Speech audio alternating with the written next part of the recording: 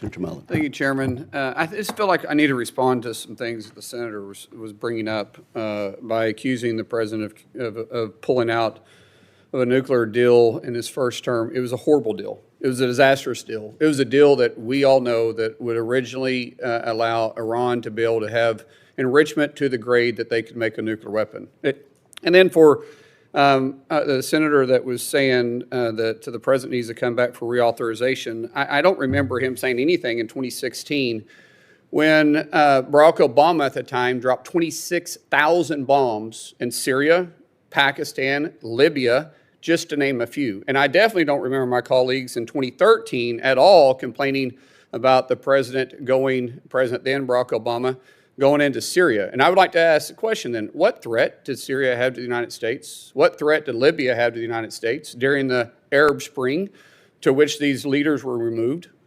And then I would ask the question, what threat did Iran have to us? Do we really need to talk about it? Do we need to talk about how many times they've killed thousands of Americans since 1979? From the first time they took hostages in November of 1979 to the last time they attacked us in June of 2025? And anybody wants to doubt that they were a threat to us, an essential threat to us? Does anybody doubt on that side of the aisle, does anybody doubt that Iran, if or when they got a nuclear weapon, would deliver it to the United States if they have the capability of doing it? Does anybody deny that the fact that the president was being proactive on an adversary that has been chanting death to America since 1979? Does anybody deny that Iran was a threat to us and our service members? Or do we have to remind you how many they've injured and killed through their proxies and through direct action? This is the first president in 7 presidencies that actually did something about the thorn that constantly came after us. And now you criticize him and you say it's illegal? It's not.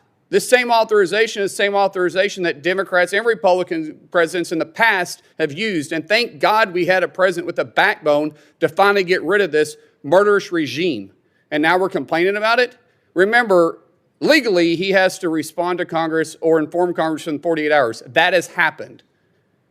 And then within 60 to 90 days, he needs to inform Congress if we're going to war and ask for specific war authorities. But the president, through Article 2, clearly has an obligation and the powers under the Constitution to defend our interest home and abroad. And there is no question he's defending our interest. No question. So what is this grandstanding about? Do you think we should have let the Ayatollah in place?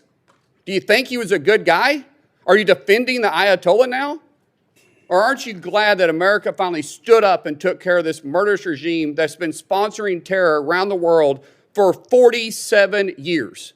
How about we say thank you, Mr. President, for finally getting rid of this nuisance, this murderer, this sponsor of terror.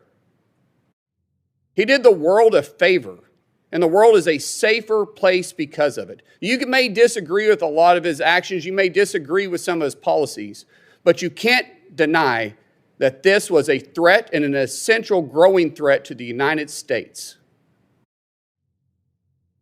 And you want to say he's playing politics and you get the politics behind it, Mr. Peters? You guys are playing politics. You guys are the ones that are grandstanding. The president's doing his job as commander-in-chief. And I think at one time or next, we should say thank you. Thank you for being a strong leader. But there's no way in God's green earth you guys can ever give the president, at least President Trump, any credit. Sorry. Thank you. Sir, I'm out. I still got 49 seconds. I got one question. Strategically speaking, Secretary Kobe, how is your department working with the Defense? How are you guys directly working with the Department of War on strategies specifically towards Russia with Canada? Is there a strategy there? Well, thanks, Senator. We're working a lot with our Canadian partners. They're one of the countries that really does need to step up. Canada has an incredibly storied and proud military history. I always point out they were in all the years of World War I and World War II. I think they had the 4th largest Navy At the end of World War II, they had their own beach at D-Day. But frankly, the Canadian Armed Forces, and if you talk to them, they've really kind of dismantled, particularly since the end of the Cold War, even a bit before. So we're trying to get more Canada. We've actually engaged with them extensively. The Secretary and I met with Minister McGuinty a few months ago, and we've been in constant contact or continuing contact with them with a sense of where we think they need to go, not only to meet NATO targets, but also for homeland defense as part of NORAD, potential for Golden Dome, these other kinds of things. But we're really looking very carefully at Canada to make sure that they're stepping up in line with collective defense and what everybody in NATO is doing. Thank you. Thank you, Senator Mullin.